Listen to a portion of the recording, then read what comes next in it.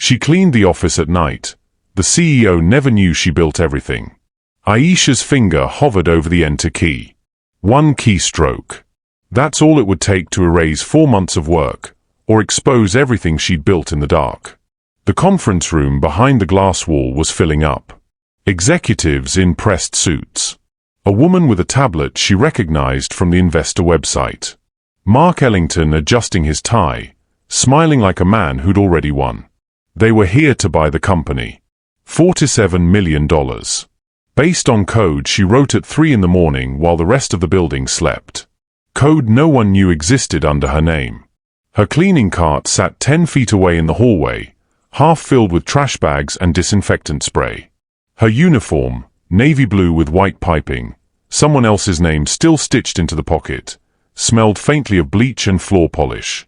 In 20 minutes, she was supposed to be refilling paper towels on the 3rd floor.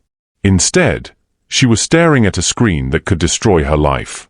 The encrypted folder was open. Commit logs. Timestamps. Her username buried in systems she wasn't supposed to touch, let alone rebuild. If she sent this to the investor's email, the one she'd found in a forwarded message while emptying Mark's trash last week, they would know the truth. They would also know she'd accessed company systems without authorization. They would ask questions. Check her background. Her visa status. Her right to even be in this building. Aisha closed her eyes. Her sister's voice echoed in her head, "You can't stay invisible forever." She pressed enter. Before we dive deep into this jaw-dropping story, quick pause. Drop a comment below and let me know where in the world you're watching from today. I love seeing our global Curious Chronicles family light up the map. If you're already hooked and craving more inspiring and captivating stories that poke curiosity like this one, hit that subscribe button right now and turn on notifications. We drop beautiful, heart-pounding stories every week that you seriously don't want to miss. So let's dive right into it. 12 hours earlier. The night shift started the same way it always did. Aisha clocked in at 9:47 p.m., 3 minutes before her supervisor would have docked her pay. She pulled her cart from the storage closet, wheels squeaking, one of them bent from when Carlos ran it into a doorframe last month, and began her route on the 1st floor. Empty desks. Half-drunk coffee cups. Post-it notes with passwords written in careless handwriting. She moved through the building like a current of air. Invisible. Expected, but never noticed. The developers left their monitors unlocked. The sales team left contracts open on their screens. The HR manager left personnel files scattered across her desk, still logged into the system that controlled who got hired, who got fired, who got paid what. No one thought about what the night cleaner could see, or what she could do with it. Aisha had learned early that invisibility was a kind of power. People said things around her they would never say to her face. They left evidence of their incompetence, their cruelty, their indifference, assuming she didn't speak English well enough to understand. She understood everything. She also understood code. She'd been a software engineer in Nairobi. 3 years at a fintech startup that collapsed when funding dried up. She'd rebuilt payment systems from scratch, debugged legacy infrastructure no one else wanted to touch, mentored junior developers who are now working at Google and Microsoft. Then the country shifted. Contracts disappeared. Her visa to the US came through a workforce program that locked her into service sector employment for 2 years before she could apply for anything else. Service sector meant cleaning. It meant minimum wage. It meant working nights because the day shift required a background check she couldn't pass, not because she'd done anything wrong, but because the agency that processed her paperwork had filed everything under the wrong classification. So she cleaned. And she watched this company bleed from 1,000 small cuts. It started 4 months ago. She was wiping down a conference table when she overheard 2 developers arguing. The inventory management system had crashed again. Data corrupted. Orders lost. Customers threatening to leave. Jason's team has been working on this for 6 months, one of them said, exhausted. We're never going to fix it. Aisha had seen the problem. She'd walked past their screens enough times to recognize the architecture, A patchwork system built by 3 different teams over 5 years, none of them talking to each other. Contradictory logic. Memory leaks. Database queries that looped infinitely because no one had thought to set a limit. She could fix it in a week. But no one would ever ask her to. That night, she found the old login credentials taped under desk in the back corner of the IT wing. An employee who'd been laid off 8 months ago. The account still active. No one had bothered to deactivate it. She told herself she'd just look. Just see if her instincts were right. But once she saw the code, she couldn't stop. She started small. A patch here. A refactor there. Fixing bugs that had been flagged as low priority for months. She worked in the stolen hours between 1 and 4 a.m., when the security sweeps were predictable and the building was silent except for the hum of servers. She documented everything. Every commit. Every test. Every line of code written in the comments so that whoever came after her would understand what she'd built. She told herself it was for them. The developers who didn't know what they were doing. The company that didn't deserve to fail just because the people running it were careless. But part of her, the part that still remembered being respected, being seen, being trusted with something that mattered, did it for herself. She needed to prove she still existed. Week by week, the system stabilized. Crashes stopped. Orders processed cleanly. Customers stopped complaining. The executives noticed. Mark Ellington sent an email to the whole company. Thanks to the hard work of our engineering team, we've turned a corner. This is what excellence looks like. Jason Kress got a bonus. The lead developer who hadn't written a line of code in 2 years. Aisha emptied his trash and said nothing.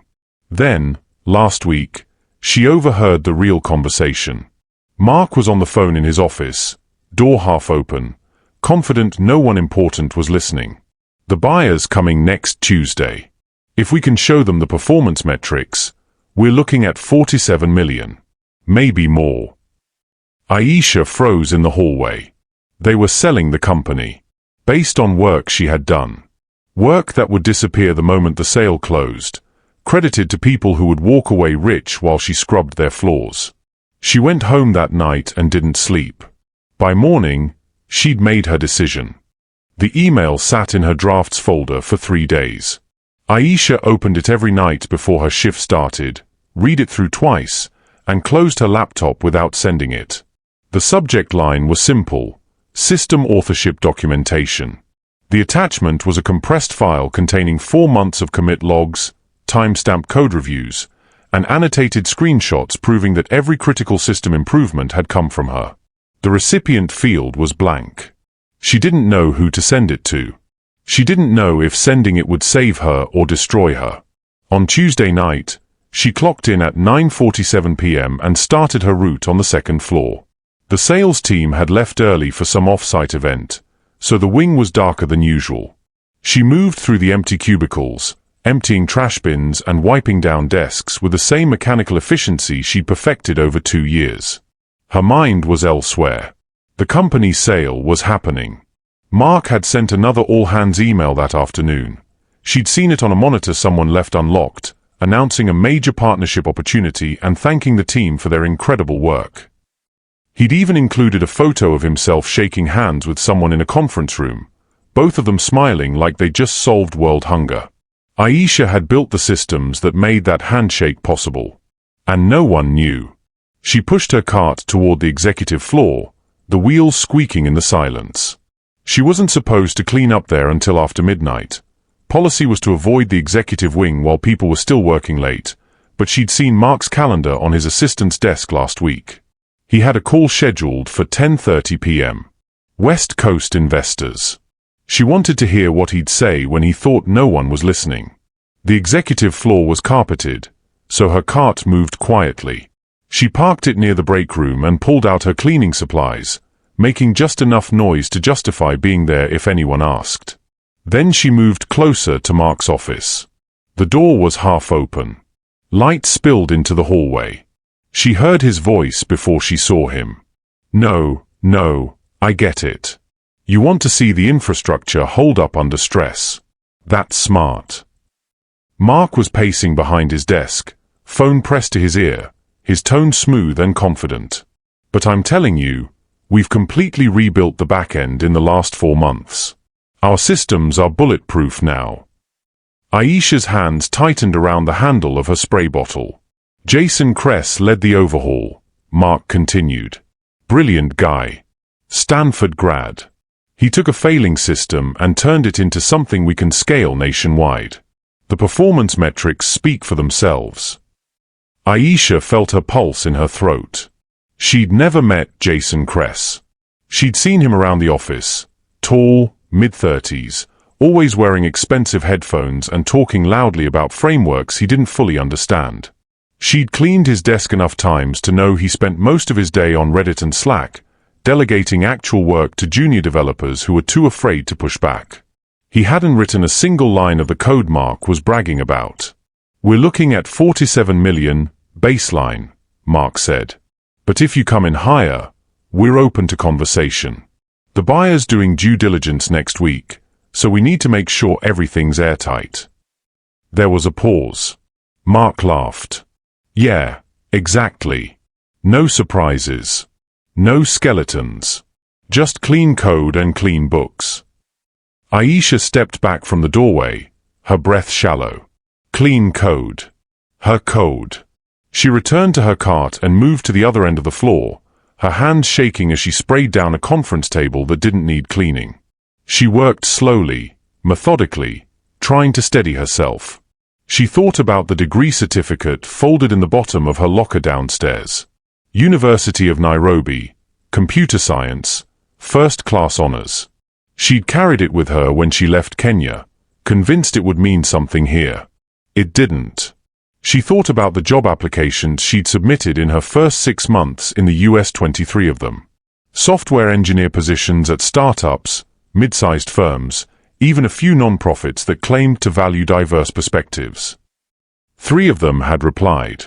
All 3 had rejected her after phone screens, citing cultural fit or timeline concerns or, her favorite, overqualification for the role. One recruiter had been honest. "Your degree isn't from an accredited US institution, so we'd need you to complete a certification program first. Have you considered entry-level QA testing?" She'd stopped applying after that. Now she cleaned floors in the same buildings where people with half her experience made 6 figures. Her phone buzzed in her pocket.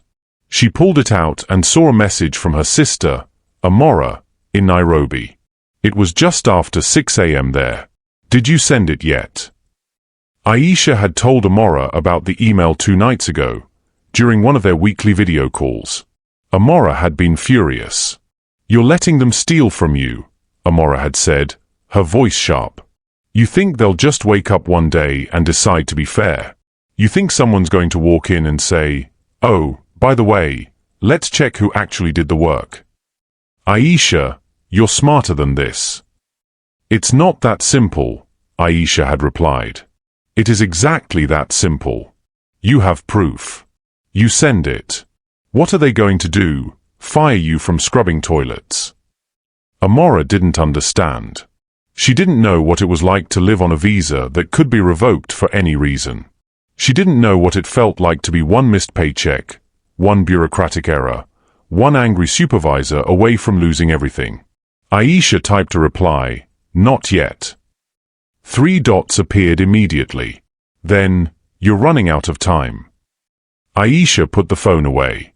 She finished the executive floor and moved down to the 3rd floor, where the developers worked.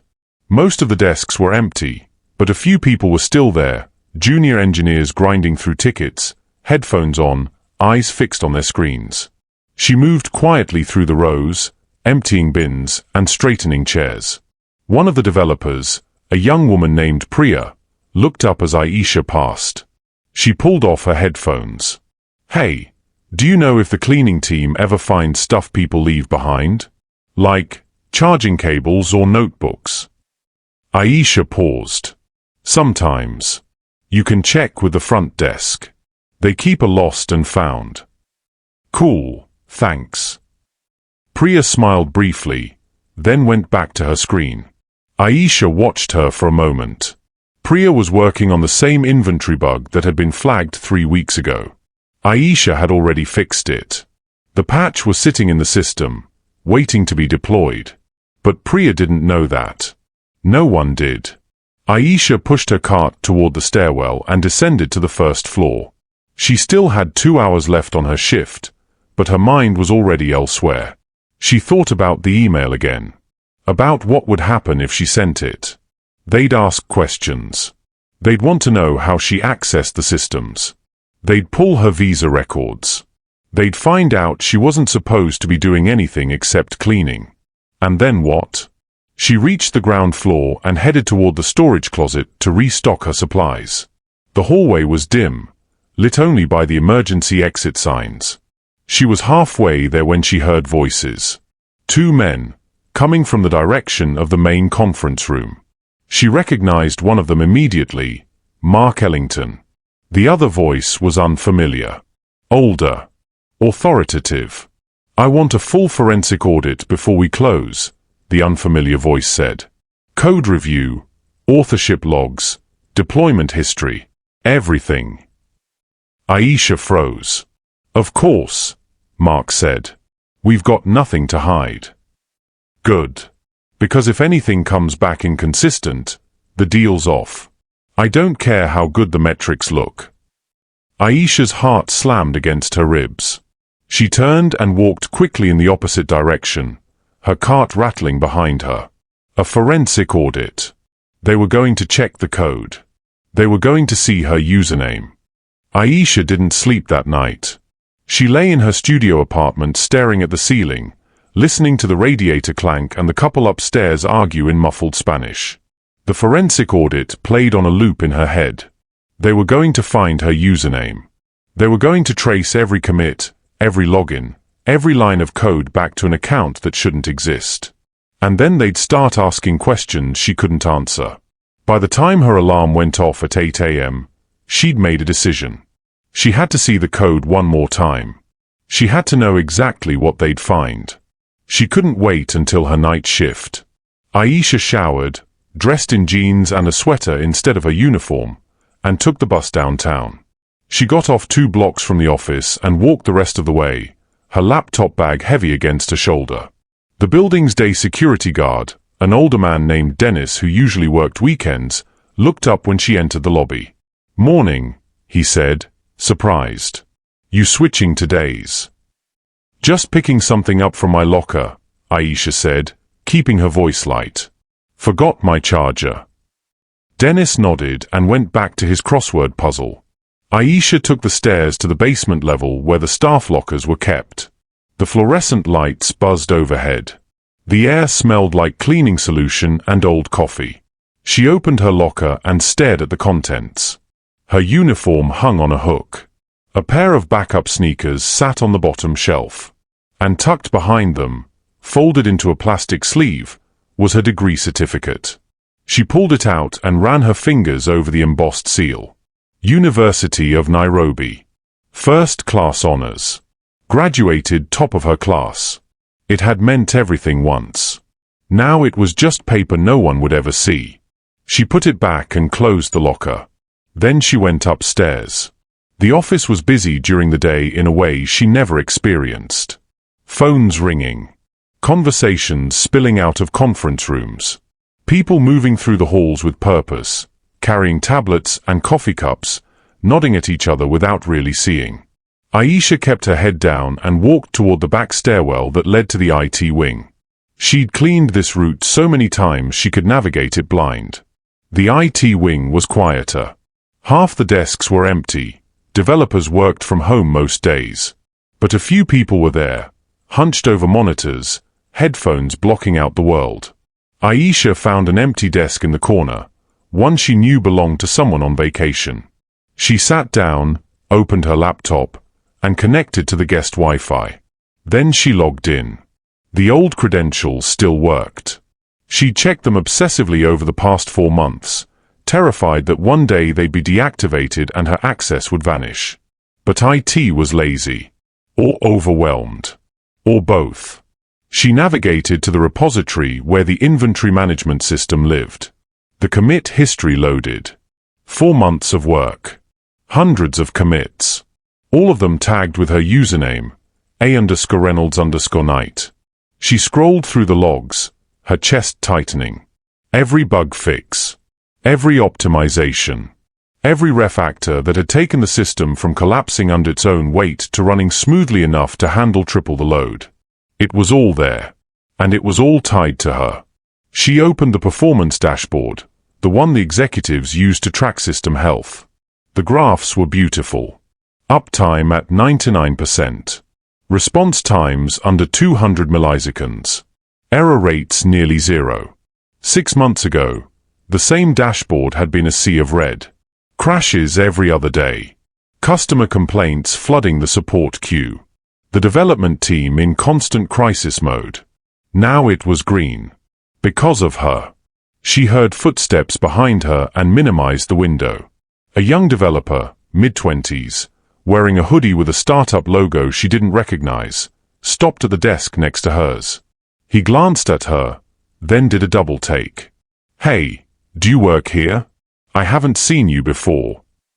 Aisha's pulse spiked. "I'm with the cleaning crew. Just using the Wi-Fi to check email."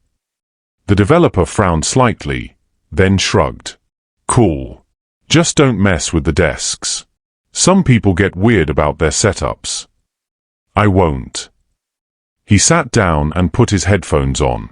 Aisha waited 30 seconds, then reopened the dashboard. She needed to understand what the audit would see. She pulled up the deployment logs, records of when code was pushed to production. Most of the recent deployments were tagged as automated, but the authorship metadata was embedded in the commits themselves. Her name was everywhere. She leaned back in the chair, her mind racing. If the audit happened and they saw this, Mark wouldn't be able to explain it. Jason Kress wouldn't be able to claim credit. The entire narrative they'd built, the story they were selling to investors for $47 million, would collapse. But that would only happen if someone looked closely enough to ask questions. And Aisha didn't know if they would. She closed her laptop and stood up. The young developer pulled off his headphones. "Hey, wait. You said you're with the cleaning crew." Aisha stopped. "Yeah." "Do you ever notice weird stuff happening with the systems? Like, things getting fixed overnight?" Her breath caught. "What do you mean?" "I've been working on this bug in the inventory system for like 2 weeks, he said, gesturing at his screen. "Super annoying. Kept crashing whenever we hit a certain query threshold. But I came in this morning and it's just gone. Someone patched it. I have no idea who." Aisha kept her expression neutral. Maybe IT finally got their act together. The developer laughed. "Yeah, maybe. Or maybe we've got some kind of code fairy." He put his headphones back on. Aisha left the IT wing and took the elevator down to the lobby. Her hands were shaking. She'd been so careful. She'd documented everything, but she'd also assumed no one would notice the fixes until it was too late. She'd assumed she was invisible. But people were starting to see the work, even if they didn't see her. She walked back to her apartment and sat on the edge of her bed, staring at her phone. The draft email was still there. System authorship documentation. The attachment was still ready. She thought about the forensic audit. About what would happen when they found her username. If she sent the email now, she could control the narrative. She could explain who she was and what she'd done before someone else did it for her. But she could also destroy herself. Her phone buzzed. Another message from Amora. "The sale is in less than 2 weeks. You're not going to get another chance." Aisha typed back, "I know. So what are you waiting for?" Aisha stared at the question. She didn't have an answer. She put the phone down and opened her laptop. She navigated back to the repository, this time from her personal connection. She pulled up the commit logs again and started taking screenshots, evidence that couldn't be erased if IT suddenly decided to clean up old accounts. She worked methodically, documenting everything. Timestamps, code diffs, performance metrics before and after her fixes. It took 3 hours. By the time she finished, she had a folder with over 200 files. Irrefutable proof. She uploaded it to an encrypted cloud drive and set a password only she knew.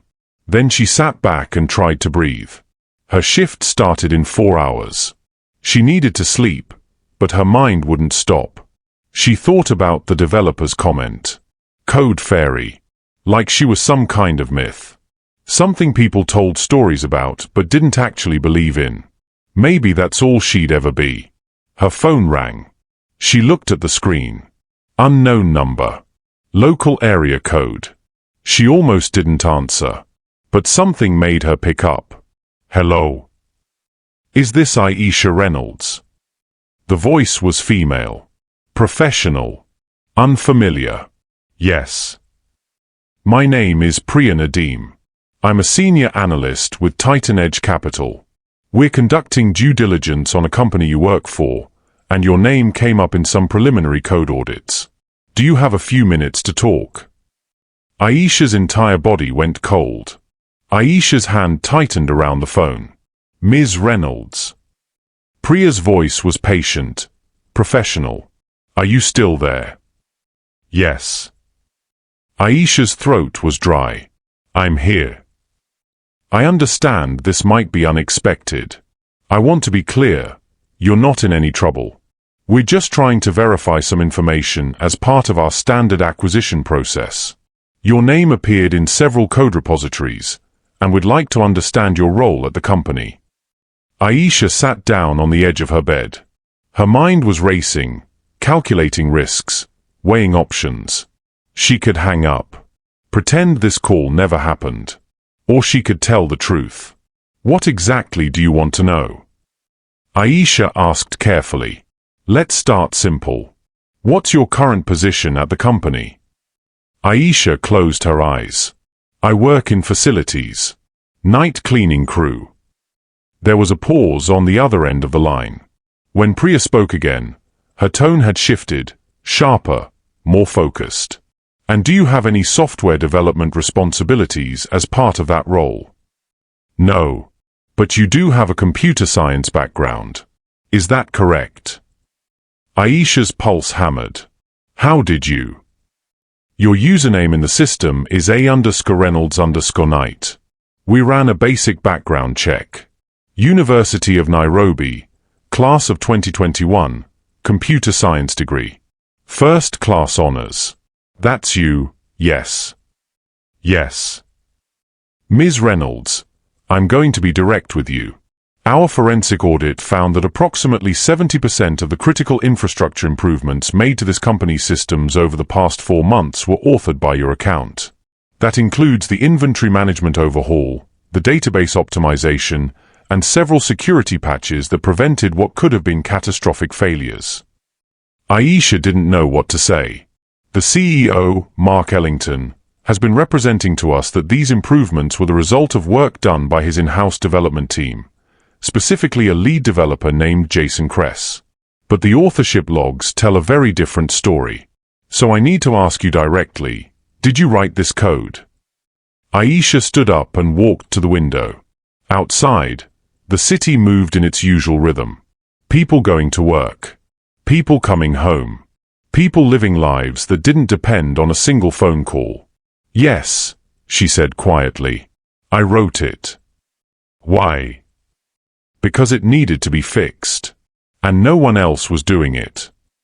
Priya was silent for a moment. Ms. Reynolds, I'm going to need you to come in for a formal interview. Tomorrow, if possible.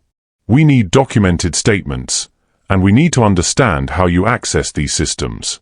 This is a $47 million acquisition, and if there's been any misrepresentation about who built the technology we're buying, we need to know before we proceed.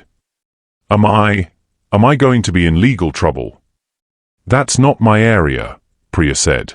But I will say this, right now, you're the only person who can tell us the truth about what we're actually purchasing. That makes you valuable. Do you understand? Valuable. The word felt foreign. I'll come in, Aisha said. Good. I'll email you the details. And Ms. Reynolds, Don't talk to anyone at the company about this conversation. Not yet. The call ended. Aisha sat in silence, staring at her phone. Everything had just changed. She didn't go to work that night. She called in sick, the first time she'd ever missed a shift. Her supervisor sounded annoyed but didn't push back. Aisha spent the evening pacing her apartment, rehearsing what she'd say in the interview, trying to predict every question they might ask. By midnight, she gave up and tried to sleep. She dreamed about Nairobi. About the office where she used to work, the one with the broken air conditioning and the whiteboard covered in equations. About her colleagues who'd scattered across the world when the company collapsed, chasing opportunities in cities they'd never been to, speaking languages they'd learned from YouTube videos. She woke up at 4 a.m. to her phone ringing. It was Carlos, one of her co-workers from the cleaning crew. "Aisha, you awake?" "I am now. What's wrong?" Carlos's voice was shaking. "It's Maria. They took her." Aisha sat up, suddenly alert. "What do you mean, they took her?" "Immigration. They came to her apartment last night. Something about her visa paperwork being wrong. She's at a detention center now. They're saying she might be deported by the end of the week." The floor dropped out from under Aisha. Maria had worked the day shift. She'd been in the US for 3 years, longer than Aisha. She had a daughter in high school. She'd been saving money to bring her mother over from El Salvador. What happened with her paperwork? Aisha asked. "I don't know. Her lawyer's trying to figure it out." "But Aisha..." Carlos's voice dropped. "They're doing audits. They're checking everyone who came through the workforce program. They're looking for people who violated their visa conditions." Aisha's blood went cold. "I just wanted to warn you," Carlos said. "Be careful. Make sure all your stuff is in order." After he hung up, Aisha sat in the dark, her heart pounding. Visa conditions. She'd accessed computer systems without authorization. She'd performed work outside the scope of her visa classification. She'd used stolen credentials to modify company infrastructure. If immigration looked closely at her case, they wouldn't just deport her. They might charge her with something worse. She didn't go back to sleep. By 9 a.m., she was sitting in a coffee shop 3 blocks from the office, drinking tea she couldn't taste, staring at her laptop screen. The email from Priya had arrived an hour ago. The interview was scheduled for 2 p.m. Formal setting. Bring documentation if she had it. Aisha opened the encrypted folder where she'd stored all her evidence. Screenshots. Commit logs. Performance metrics. Proof that she'd built everything they were about to sell. She thought about Maria, sitting in a detention center, waiting to be sent back to a country she'd fled. She thought about her sister's voice. "You can't stay invisible forever." She thought about Mark Ellington, standing in front of investors, smiling, taking credit for work he didn't do and didn't understand. And she thought about the question Priya had asked. Why did you do it? Because it needed to be fixed. But also because she needed to prove, to herself, if no one else, that she still existed. Aisha closed the laptop and checked the time. She had 5 hours. She took the bus back to her apartment and changed into the only professional clothes she owned, a black blazer she'd bought at a thrift store and a pair of dress pants that were slightly too short. She looked at herself in the mirror and barely recognized the person staring back. She looked like someone who belonged in an office. She looked like someone who mattered. At 1:30 p.m., she walked into the building where Titan Edge Capital had set up their due diligence operation. It wasn't the company's main office. It was a temporary space, neutral ground. The receptionist checked her ID and handed her a visitor badge. "Ms. Nadeem is expecting you. Conference room B, down the hall." Aisha walked slowly, her heels clicking against the polished floor. Through the glass walls, she could see people in suits, hunched over laptops, talking in low voices. She reached conference room B and stopped. Through the window, she could see Priya sitting at the table, reviewing documents. And sitting across from her, looking pale and furious, was Mark Ellington. He looked up and saw Aisha standing in the doorway. Their eyes met. And in that moment, she knew, whatever happened next, there was no going back. Priya stood and opened the door. "Ms. Reynolds. Thank you for coming. Please, have a seat." Aisha stepped inside. Mark didn't say a word. Aisha sat in the chair Priya indicated, her hands folded in her lap, her spine straight. Mark stared at her like she was a stranger who'd wandered into the wrong building. "I don't understand," he said, looking at Priya. "Why is she here?" Priya settled back into her seat and tapped her tablet. "Ms. Reynolds is here because her name appears in the code repository over 700 times in the past 4 months. I thought it would be useful to have her present while we review the technical claims you've made about your development team." Mark's jaw tightened. This is highly irregular. So is discovering that 70% of the infrastructure we're purchasing was authored by someone who isn't on your engineering payroll. Priya's voice was calm, almost pleasant. "Wouldn't you agree?" The silence in the room was suffocating. Mark turned to Aisha. "You're a cleaner. What are you even doing in a technical audit?" Aisha met his eyes but didn't speak. Priya leaned forward. "Mr. Ellington, let's skip the theatrics. I've already spoken with Ms. Reynolds on the phone.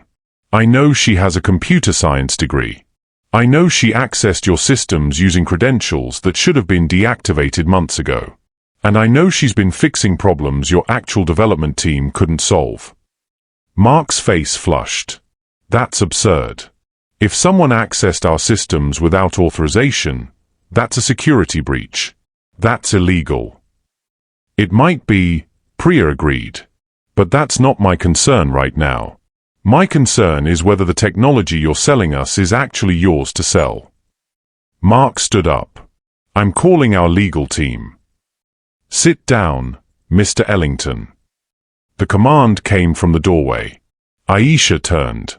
A man in his 60s walked into the room, grey hair, expensive suit, the kind of presence that didn't need to be announced. He moved with the confidence of someone who'd spent decades making decisions other people had to live with. Mark sat down. The man pulled out a chair at the head of the table and nodded at Priya. "Continue." Priya glanced at Aisha. "Ms. Reynolds, this is Harold Voss. He's on the board of directors for the company you work for. He's also one of the primary stakeholders in this acquisition." Harold looked at Aisha with an expression she couldn't read. "Ms. Reynolds, I understand you've been doing some work for us that we weren't aware of." "Yes, sir." "And you accessed our systems without permission?" "Yes." "Why?" Aisha hesitated.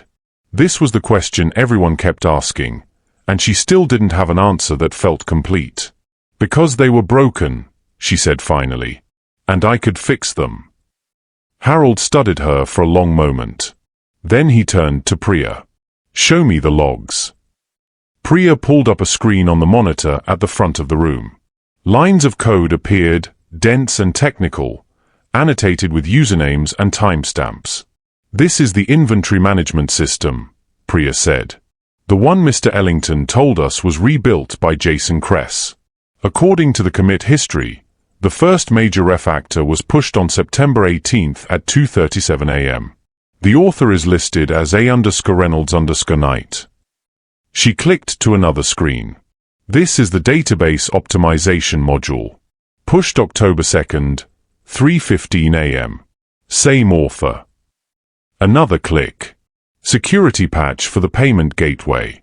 October 23rd, 1:49 a.m. Same author." Mark's face had gone pale. "Mr. Ellington," Harold said quietly, "where is Jason Kress right now?" He's working remotely today. Get him on the phone." Mark pulled out his phone with shaking hands. He dialed, put it on speaker. It rang 4 times before someone picked up. "Yeah." Jason's voice was casual, distracted. "Jason, it's Mark. I need you to join a call." We're in a meeting with Titan Edge and there are some questions about the infrastructure work you did. Okay. What kind of questions? Priya spoke before Mark could answer.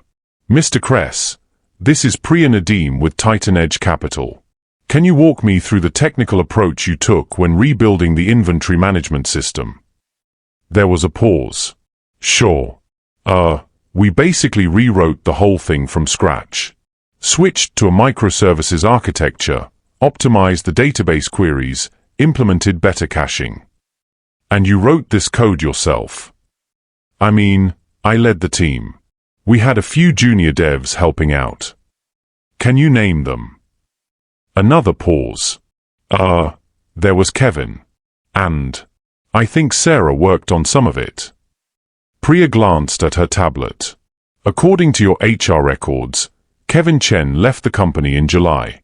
And there's no one named Sarah on the engineering team. Silence on the other end of the line. Mr. Kress, have you ever seen the username A_Reynolds_Knight in your code repositories? I don't know. Maybe. We have a lot of automated systems. It's not an automated system. It's a person. A person who appears to have written most of the code you're claiming credit for. The line went dead. Jason had hung up. Harold turned to Mark. Explain this. Mark's voice was tight. I don't know what's happening here. Jason told me his team handled the rebuild. I trusted him. You trusted him without verifying the work. I'm the CEO.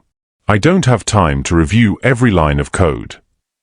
Then you shouldn't have represented it as your team's work to potential buyers. Harold's tone was ice. Do you have any idea what you've done? If we'd closed this deal without discovering this, Titan Edge could have sued us for fraud. Mark turned to Aisha, his expression shifting from shock to anger.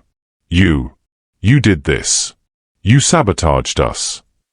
Aisha felt the words like a slap. I didn't sabotage anything. I fixed your systems. I saved your company. You had no right. I had every right. Aisha's voice was steady now, stronger than she expected. You were selling something you didn't build. You were taking credit for work you didn't do. I have the documentation. I have the commit logs. I have proof of every single line of code I wrote while you were asleep. You accessed our systems illegally. I used credentials I found in your trash because your IT team was too lazy to deactivate them. If you want to talk about negligence, we can start there. Harold held up a hand. Everyone, stop. The room went silent. He looked at Aisha. Ms. Reynolds, do you have documentation of your work? Yes. Can you provide it to us? Yes. He looked at Mark. Mr. Ellington, you're suspended pending an internal investigation. Leave the building. Now. Mark stood, his face red. You can't do this. I built this company. You built it on someone else's work. Get out. Mark grabbed his jacket and walked out, slamming the door behind him. Harold turned back to Aisha. Ms. Reynolds, I need to be very clear about something. What you did, accessing our systems without authorization, is a serious issue. We could press charges. We could report you to immigration authorities. We could make your life very difficult. Aisha's chest tightened. But, Harold continued, we could also recognize that you've done something extraordinary. You saw a problem, and you solved it. You didn't ask for recognition. You didn't ask for payment. You just did the work. He paused. So here's what's going to happen. You're going to provide us with all your documentation. We're going to verify everything you've claimed. And then we're going to have a very serious conversation about what happens next. Priya spoke up. Ms. Reynolds, Titan Edge is still interested in acquiring this company. But we need to know exactly what we're buying. That means we need to understand the full scope of your contributions. It also means we need to know if you're willing to continue working on these systems post-acquisition. Aisha stared at her.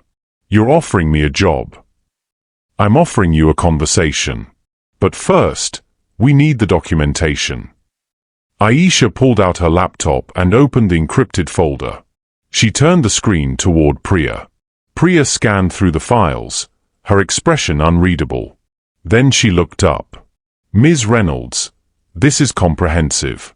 This is better documentation than most professional engineering teams provide. Harold leaned over to look at the screen. His eyebrows rose. How long did it take you to put this together? 4 months of work. 3 hours of documentation. Harold shook his head slowly. You know what the real tragedy is here? We hired you to clean our floors, and you were the best engineer in the building. Aisha didn't know how to respond to that. Priya closed the laptop. We'll need to keep this for our audit. Is that acceptable? Yes. Good. We'll be in touch within 48 hours. Harold stood. Ms. Reynolds, one more question. When you started fixing these systems, did you think anyone would ever find out? Aisha thought about all the nights she'd spent alone in empty offices, writing code no one would see, solving problems no one would thank her for. No, she said honestly. I didn't. Then why did you do it? She met his eyes. Because someone had to. Harold nodded slowly. Then he left the room, leaving Aisha alone with Priya. Priya gathered her materials. You should go home. Get some rest. This is going to move fast now. Aisha stood, her legs unsteady. She walked out of the conference room, through the lobby, out into the cold afternoon air. Her phone buzzed. A text from an unknown number. This is Mark. You just destroyed everything I built. I hope you're proud of yourself. Before she could process it, another message arrived. This one was from her supervisor at the cleaning company. We've been informed you're under investigation for security violations. You're suspended effective immediately. Do not return to the building. Aisha stood on the sidewalk, staring at her phone. She'd just lost her job. She'd just exposed herself to immigration authorities. She'd just made an enemy of the CEO of a company that could afford very good lawyers. And she had no idea if any of it would actually matter. Her phone rang. Unknown number. She answered. Ms. Reynolds. A man's voice. Formal. Official. Yes. This is Agent Michael Torres with U.S. Citizenship and Immigration Services. We need to schedule an interview regarding your visa status and recent employment activities. When would you be available to come to our office? Aisha sat across from Agent Torres in a windowless room that smelled like industrial cleaner and stale coffee. He was younger than she'd expected, maybe 40, with tired eyes and a wedding ring that looked like it had been worn for decades. He set a folder on the table between them and opened it carefully. Ms. Reynolds, thank you for coming in on such short notice. Did I have a choice? Torres looked up. Technically, yes. But I appreciate your cooperation. He pulled out a document and slid it across the table. It was a printout of her visa classification. Lines were highlighted in yellow. Your current status is J1, correct? Workforce Training Program. Yes. And the terms of that visa restrict your employment to the field specified in your initial application, which was Facilities Management. Right. Torres tapped the document. So I need to understand something. How did a facilities management worker end up writing code for a tech company's core infrastructure? Aisha's hands were folded in her lap, her fingers cold despite the warmth of the room. I saw problems that needed fixing. I had the skills to fix them. So I did. Outside your visa classification. Yes. Using company resources you weren't authorized to access. Yes. Torres leaned back in his chair. Ms. Reynolds, I'm going to be honest with you. The company has filed a complaint. They're claiming you committed unauthorized access to computer systems. That's a federal offense. And it's grounds for visa revocation and deportation. Aisha's stomach dropped. But, Torres continued, I've also received correspondence from Titan Edge Capital and from a board member named Harold Voss. They're both arguing that your actions, while technically unauthorized, prevented significant financial and operational damage to the company. They're asking for leniency. What does that mean? It means I have discretion. I can recommend prosecution, or I can recommend adjustment of status. But I need to understand the full scope of what you did and why you did it. Aisha took a breath.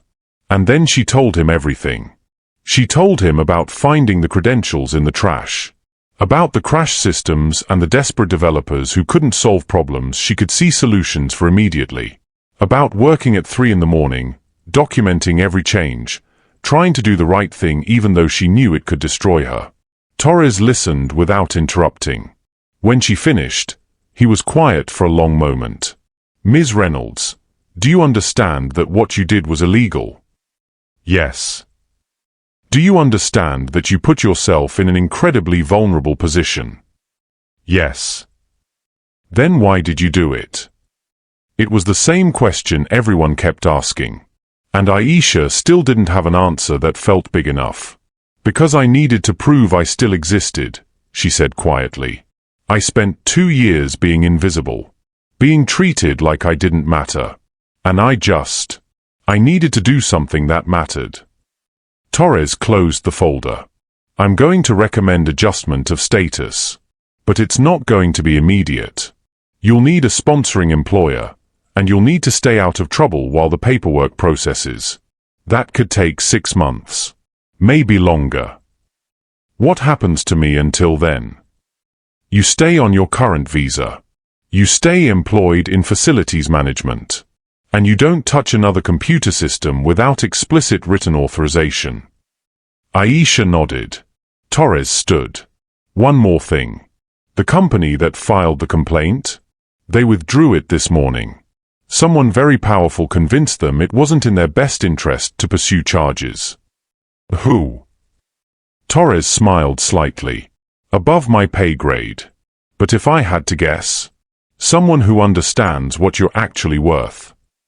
Aisha left the immigration office and stood on the steps, breathing cold air that tasted like freedom and uncertainty in equal measure. Her phone rang. Priya Nadeem. Ms. Reynolds, I hope I'm not catching you at a bad time. No. I'm available. Good. We've completed our forensic audit. Everything you documented checks out. The work is extraordinary, and it's the reason we're still interested in acquiring the company. Aisha closed her eyes. Okay. Which brings me to why I'm calling. Titan Edge would like to make you an offer. Not as part of the acquisition, as an independent contractor. We want you to continue maintaining the systems you built, and we want you to oversee the integration process post-acquisition. I don't understand. We're buying the company, Ms. Reynolds. But we're buying it because of what you built. Not because of what Mark Ellington claimed he built. You're the asset we're interested in. Aisha felt dizzy. The contract would be 6 months initially, with options to extend. We'll pay you market rate for a senior software engineer. That's $175,000 annually, prorated. And we'll sponsor your visa reclassification. The number didn't feel real. There's one condition, Priya continued. You need to be transparent about everything. How you accessed the systems. What you changed. Why you changed it. We need full documentation and full cooperation. Can you do that? Yes. Then we have a deal. I'll send the contract over today. You'll need to review it with a lawyer before signing. I don't have a lawyer. We'll provide one. This is too important to mess up on a technicality. After the call ended, Aisha walked 6 blocks before she realized she didn't know where she was going.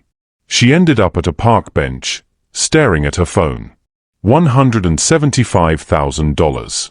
Visa sponsorship. Her name on the work she'd done. It felt like waking up from a dream where gravity had stopped working. Her phone buzzed. A message from Amora. Tell me you sent the email. Aisha smiled despite everything. I didn't need to. They found me. 3 dots appeared. Then. I told you. I told you they would see you. Aisha typed back, I'm scared. Of course you're scared. You just became visible. That's the most dangerous thing you can do. That night, Aisha went back to her apartment and sat at her small kitchen table with her laptop open. The contract had arrived. 27 pages of legal language she barely understood. She read it 3 times anyway. Then she opened her email and started writing messages. To her sister. To her old colleagues in Nairobi. To the professor who'd supervised her thesis and told her she could do anything. She told them what had happened. What she'd built. What she'd risked. She told them she'd been invisible, and now she wasn't. The responses started coming in within minutes. Congratulations. Disbelief. Pride. Questions about how she'd done it. One message stood out. It was from her old boss at the fintech startup in Nairobi, the company that had collapsed and scattered everyone. Aisha, this is incredible. But be careful. When you stop being invisible, people will start asking questions you might not want to answer. Make sure you trust the people around you. Make sure they see you as a person, not just an asset.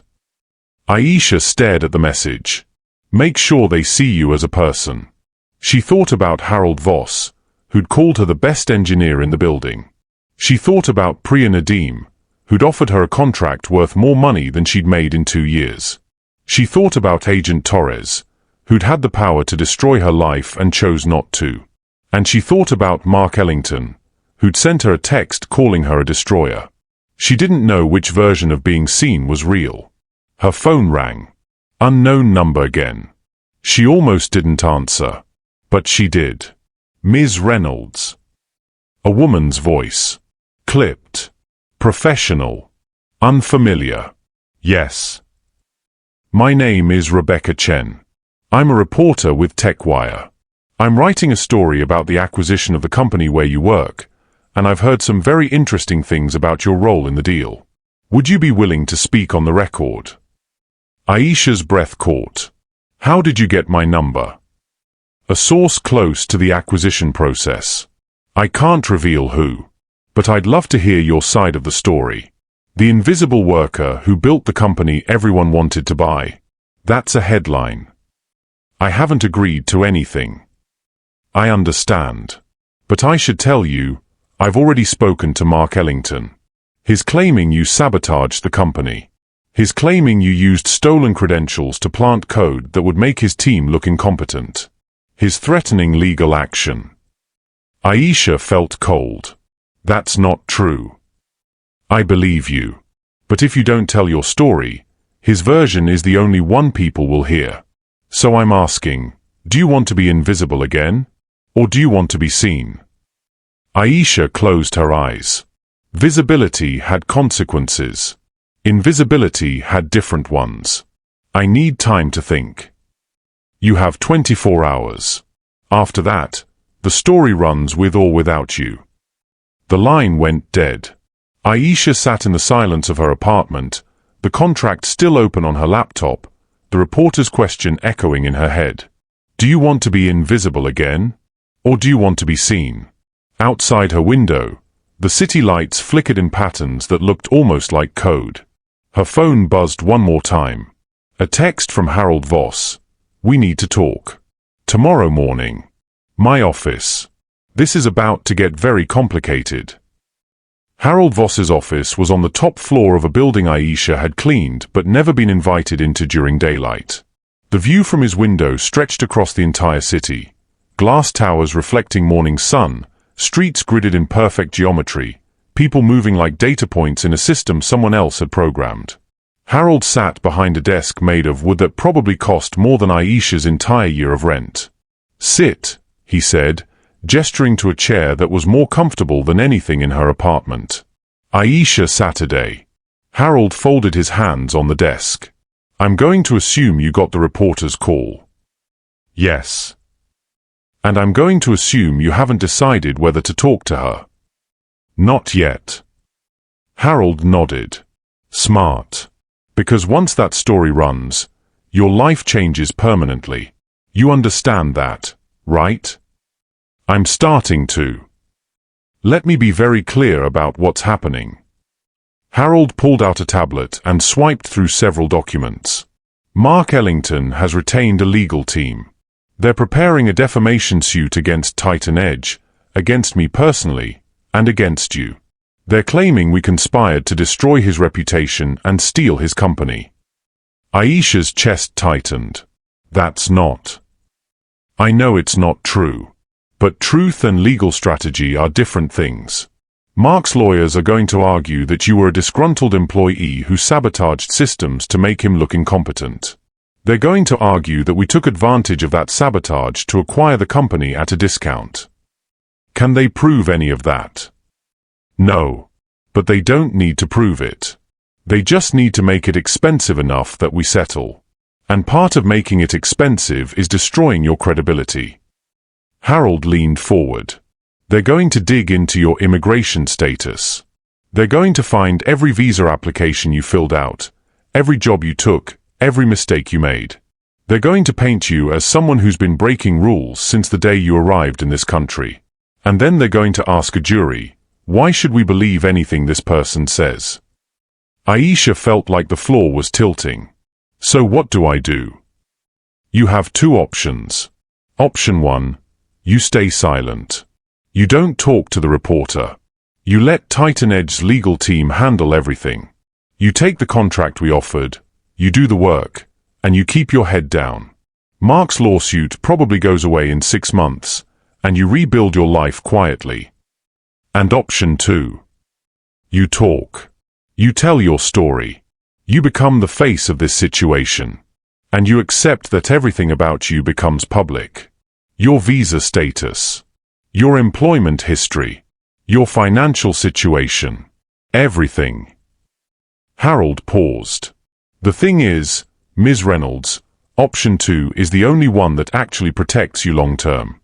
Because if Mark's narrative is the only one people hear, you'll always be the saboteur.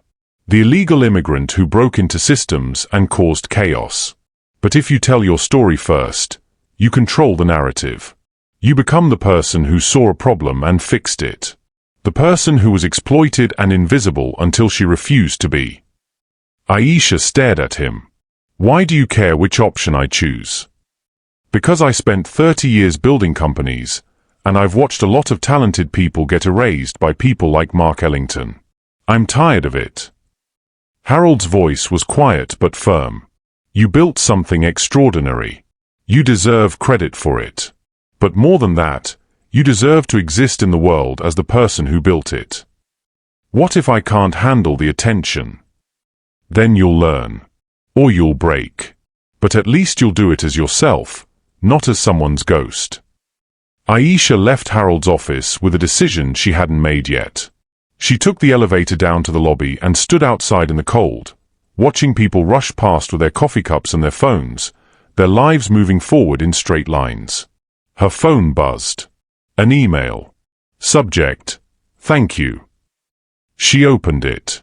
Ms. Reynolds, my name is Sophia Martinez. I work as a night janitor at a hospital in Chicago. I saw the article about you online this morning. I just wanted to say thank you. I've been invisible for 6 years. Reading about what you did made me feel like maybe I don't have to be invisible forever. I don't know if you'll ever see this, but I needed to tell you, you made us visible. Aisha stared at the screen. She scrolled down. Another email. Aisha, I'm a contract software developer in Seattle. I've been writing code for a company that doesn't put my name on anything I build. I've been too scared to speak up because I'm on an H-1B visa and I can't afford to lose my job. But after reading about you, I'm meeting with HR tomorrow. Thank you for showing me it's possible. Another. My name is David Chen. I'm a data analyst working night shifts at a logistics company. No one knows I exist. But I saw what you did, and it gave me hope. Thank you. The emails kept coming. Dozens of them. People she'd never met, in cities she'd never been to, working jobs she'd never heard of. All of them invisible. All of them watching. Aisha felt something shift inside her. She opened her contacts and found a reporter's number. Rebecca Chen answered on the first ring. Ms. Reynolds. I was hoping you'd call. I'll talk to you. On the record. But I want to see the article before it runs. I can't promise that. Editorial control stays with the publication. Then I want my own lawyer to review it for accuracy. Rebecca paused. That's unusual. But I'll see what I can do. Can you meet today? Yes. Good. There's a coffee shop on 5th and Market. 2 p.m. Come alone. The line went dead. Aisha spent the next 3 hours in her apartment, writing down everything she could remember. Dates. Times. Systems she'd fixed. Problems she'd solved. The credentials she'd found. The nights she'd worked. The fear she'd felt every time she logged in, knowing she was breaking rules she didn't fully understand. She wrote until her hands ached. Then she printed it all out and put it in a folder. At 1:45 p.m., she left her apartment and walked to the coffee shop. Rebecca Chen was already there, mid-30s, sharp eyes, a recorder on the table between them. Ms. Reynolds. Thank you for coming. Aisha sat down. Rebecca hit record. Let's start simple. Why did you do it? Aisha had answered this question a dozen times now, and every time it felt inadequate. But this time, she tried to tell the truth. Because I needed to remember who I was before this country made me invisible. Rebecca leaned forward. Tell me about that. What does invisibility feel like? And Aisha told her. She told her about emptying trash cans while developers complained about problems she'd already solved. About finding her degree certificate at the bottom of her locker and wondering why she'd even kept it. About Maria, deported over paperwork errors, and Carlos, terrified he'd be next. She told her about the night she first logged in, how her hands had shaken, how she'd almost stopped a dozen times. She told her about the systems that were failing, the company that was bleeding money, the executives who had no idea what they'd built or how badly it was breaking. And she told her about the moment she pressed enter and sent the email that started everything. Rebecca took notes in silence. When Aisha finished, Rebecca looked up. Do you regret it? Aisha thought about the immigration interview, the legal threats, the emails from people she'd never meet. No, she said. I don't. Rebecca smiled slightly. Good. Because you're about to become very famous. The article ran the next morning. The cleaner who built the company, how an invisible worker became the most valuable asset in a $47 million tech acquisition. Aisha's phone started ringing at 6 a.m. and didn't stop. News outlets, podcast producers, conference organizers, immigration advocacy groups. Everyone wanted to talk to her. By noon, the company's internal Slack channels were exploding. Some people were supportive. Others were furious.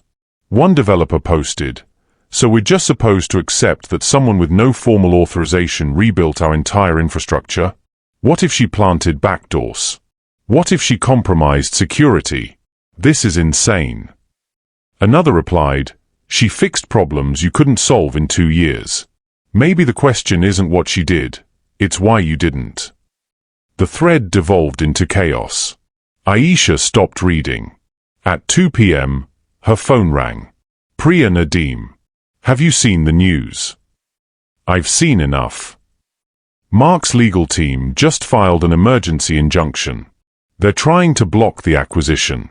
They're claiming the company's technology is compromised and Titan Edge is knowingly purchasing stolen intellectual property. Aisha's stomach dropped. Can they do that? They can try. We're fighting it. But Aisha, this is going to get uglier before it gets better. Are you ready for that? I don't know. That's fair. But I need you to understand something. You're not just fighting for yourself anymore. You're fighting for everyone like you. Every immigrant who's been told their credentials don't count. Every night shift worker who's been treated like they're invisible. You made this visible. Now you have to see it through. After the call ended, Aisha sat in silence. Her email inbox had 400 unread messages. Her phone had 37 missed calls. And somewhere in the city, Mark Ellington was preparing to destroy her. Her phone buzzed one more time. A text from an unknown number. Aisha, this is Jason Kress. We need to talk.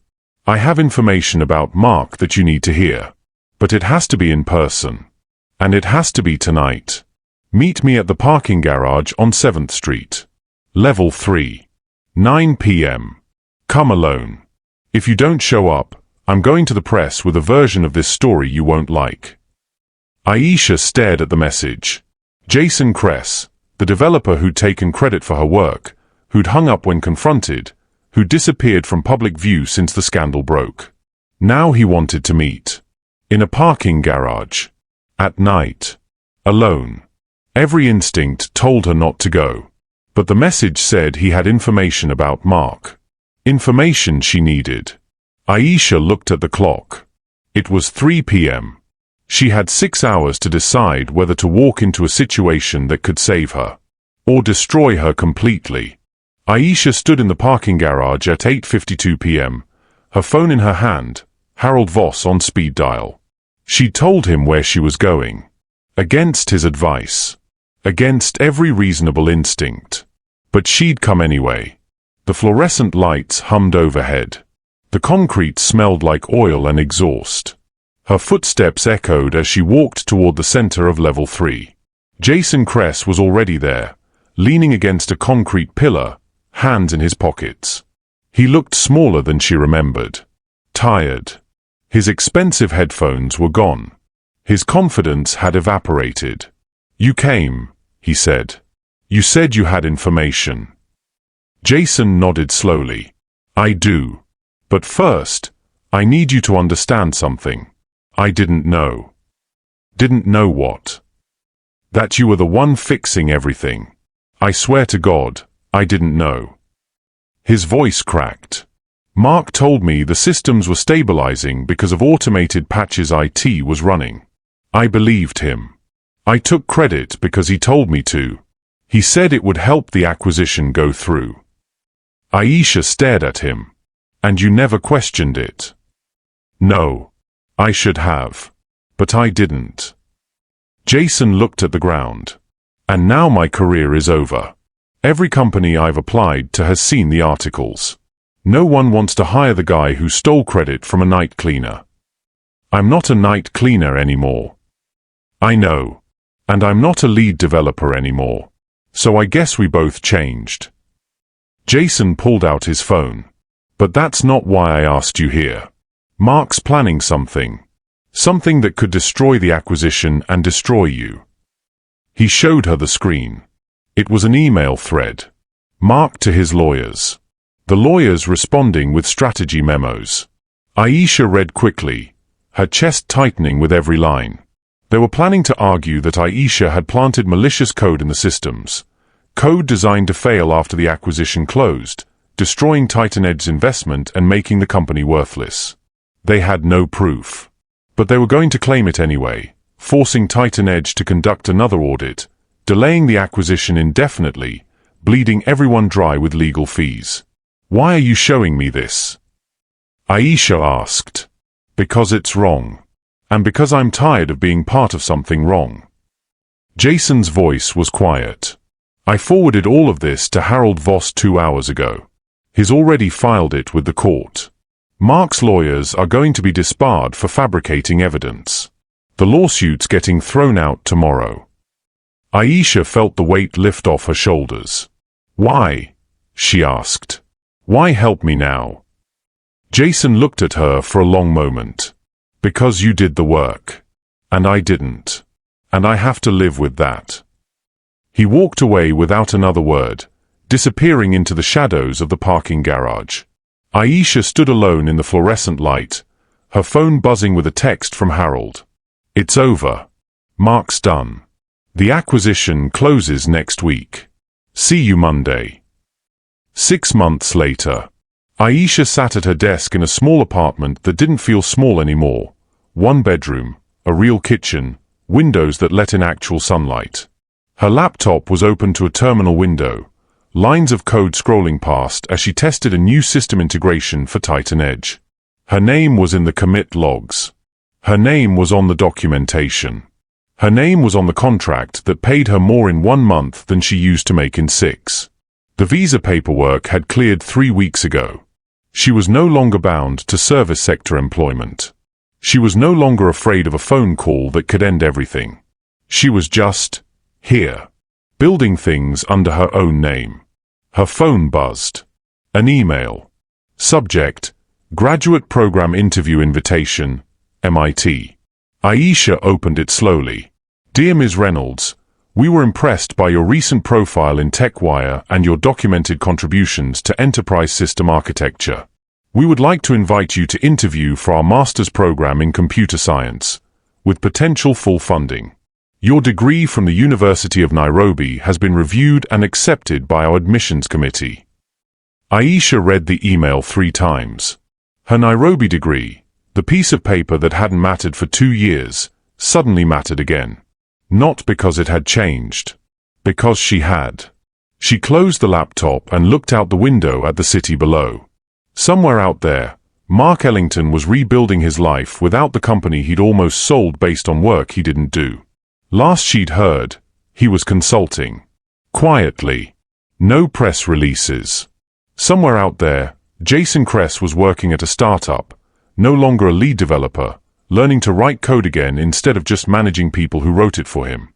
And somewhere out there, Maria, the co-worker who'd been deported, had sent Aisha a message last month.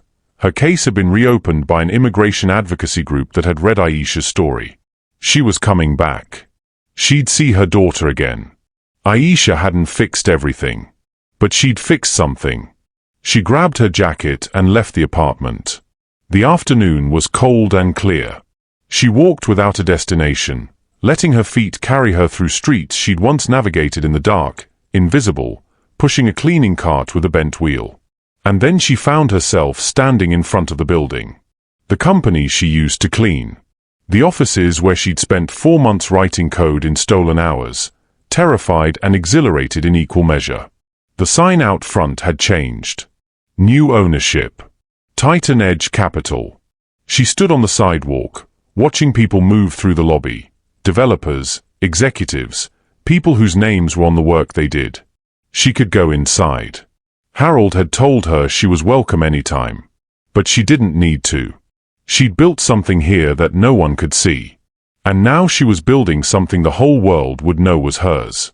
A young woman walked past her toward the building entrance, early 20s, wearing a uniform with a cleaning company logo, carrying a bag that probably held a change of clothes and a degree certificate no one in this country had heard of. The woman glanced at Aisha, nodded politely, and kept walking. Aisha watched her disappear into the building. She thought about stopping her. About telling her, "You're not invisible. You matter. Don't let them make you forget who you are." But she didn't. Because that woman would find her own way.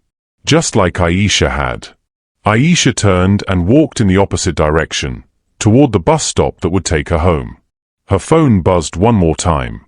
A message from Amora, "I'm proud of you, sister." Aisha smiled and typed back, "I'm proud of me too." She put the phone away and boarded the bus. Through the window, she watched the city pass. Buildings she'd cleaned, streets she'd walked, a life she'd lived in the margins of other people's stories. She wasn't in the margins anymore. She pulled out her laptop and opened a blank document. At the top, she typed, "System Architecture Proposal, A. Reynolds, Senior Engineer." And then she started writing. Not in the dark. Not in secret. Not hoping someone would notice. Just building. In her own name. In her own time. Visible. If you enjoyed this story, please like, share, and subscribe. It really helps the channel grow.